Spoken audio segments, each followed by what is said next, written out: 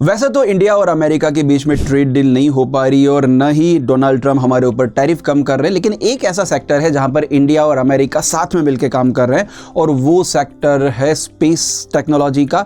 हमारे इसरो ने एक ब्लूबर्ड नाम का सैटेलाइट लॉन्च किया है जो अमेरिका की AST स्पेस मोबाइल कंपनी का सैटेलाइट है और इस सैटेलाइट को हमने लॉन्च किया है हमारे लार्ज व्हीकल बाहुबली या आप बोल सकते हैं LMV बाहुबली से। इस सैटेलाइट का मेन पर्पस है कि स्पेस कम्युनिकेशन साथ में मोबाइल कम्युनिकेशन उसको डेवलप करना।